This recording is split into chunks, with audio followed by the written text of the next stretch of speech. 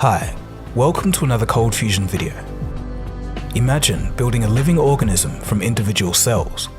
Once this organism is built, it can move, be programmed, and do several assigned tasks, all without being controlled. After it runs out of food, it dies and is fully biodegradable. Now, imagine if this organism was designed by a computer algorithm. Well, all of this has just happened. This is a fascinating topic, and we'll find out all about it in this episode. You are watching Cold Fusion TV.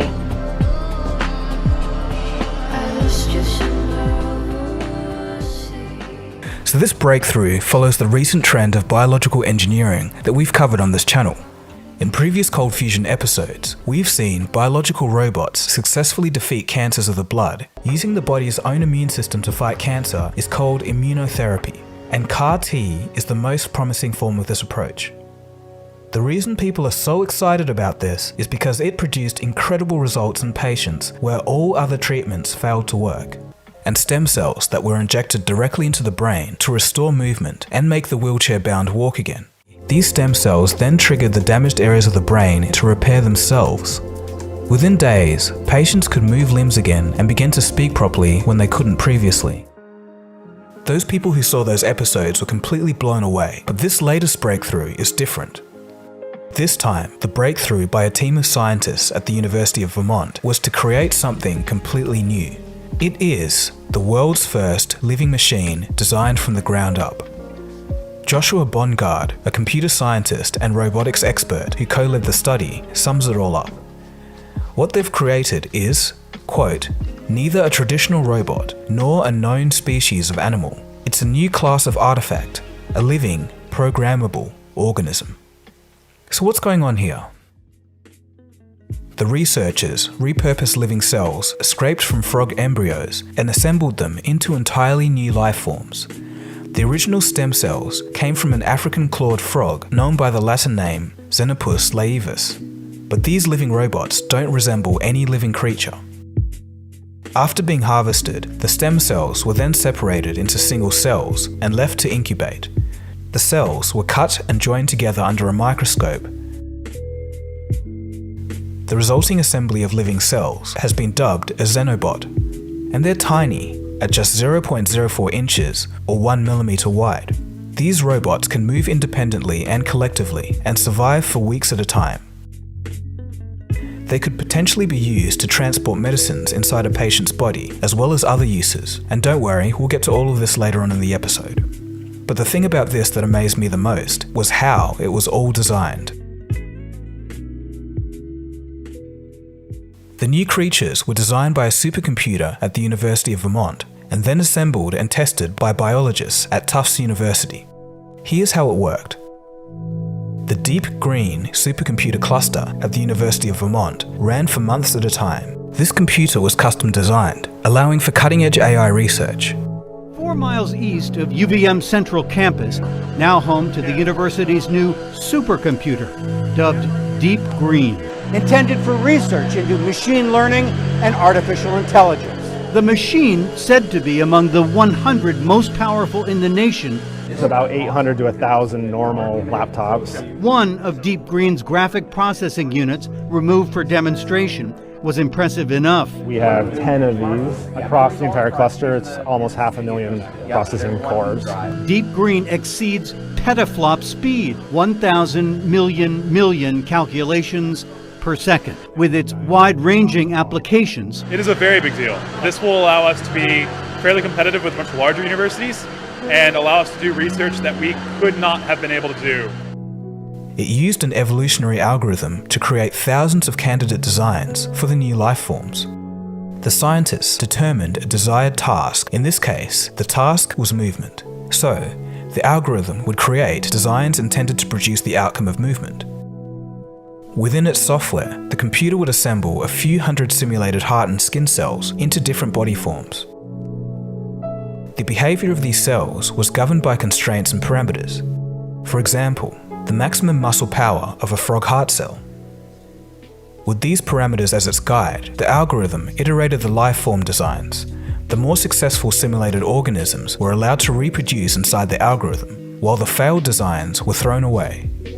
After 100 independent runs of the algorithm, the most promising designs were selected for testing and then, later, brought to life. Lead study author Sam Kriegman speaks, quote, "Eventually, it was able to give us designs that were actually transferable to real cells. That was a breakthrough. There's no external control from a remote control or bioelectricity. This is an autonomous agent. It's almost like a wind-up toy." As these biological devices were assembled into body forms never before seen in nature, the cells began to work together. The heart cells, as the muscles contracted, worked to provide an ordered forward motion as simulated and predicted by the computer's design. The contractions of the heart muscles were the mechanisms for motion. The skin cells, on the other hand, behaved as a scaffolding to hold everything together. The organisms managed to survive in their watery environment for weeks. They were powered by stored energy in the form of proteins. The xenobots moved objects around in the real world too. When their environment was scattered with particles, the xenobots spontaneously worked together, moving in a circular motion to push the particles into one spot. So what can these things be used for?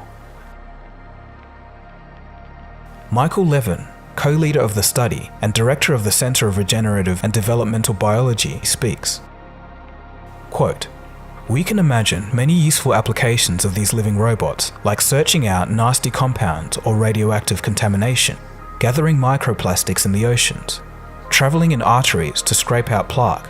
End quote. The scientists also hint that these machines could be used to carry medicine to a specific area inside of a patient. The robots also had the benefit of healing themselves after being cut. Quote, "We slice the robot almost in half and it stitches itself back up and keeps going, and this is something that you can't do with typical machines." End quote.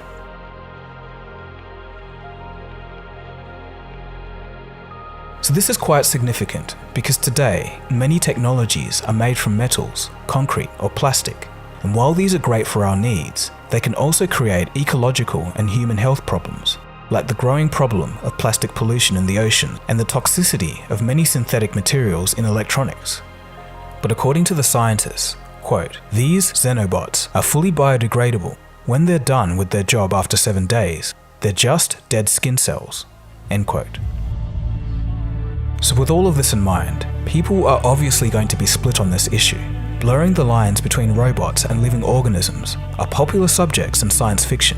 Many people worry about the implications of a rapid technological advancement in ever more complex biological manipulations. Michael Levin of the study speaks, quote, "When we start to mess around with complex systems that we don't understand, we're going to get unintended consequences. Nevertheless, building on simple organic forms like the xenobots could also lead to beneficial discoveries." He goes on, "If humanity is going to survive in the future, we need to better understand how complex properties somehow emerge from simple rules.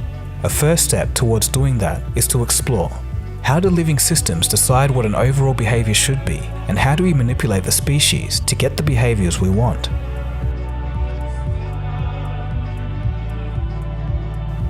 It's strange to think that if left alone to their natural development, the stem cells taken from the embryonic frogs would have turned into skin and heart tissue within living, breathing animals. Instead, in configurations designed by a computer algorithm, they were constructed by humans, and those cells were assembled into something completely new, a living, programmable robot. Although the current states of xenobots is relatively harmless, there is the potential for future work to incorporate a nervous system and countless other applications.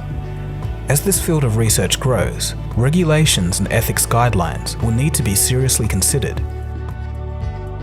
This is an immense responsibility for humans to have, and one of the biggest questions to if this should be done or not is, do the benefits outweigh the risks? At this stage, it's impossible to know, though I do think we should be cautious in how we proceed. Biological unintended consequences are no joke, but then again, the correct use of such technology to clean up our oceans or other such applications could be a game changer. For those who want to read the study, the research has been published in the Proceedings of the National Academy of Sciences, and the team has made their source code freely available on GitHub. I'll leave links for that below. If you want to see more amazing biological breakthroughs, definitely check out my other videos on this topic. So what do you guys think? Should humans mess with nature like this? Or is this a recipe for disaster? In your mind, do the benefits outweigh the risks? Let me know in the comment section below. If you did enjoy this video, please consider subscribing.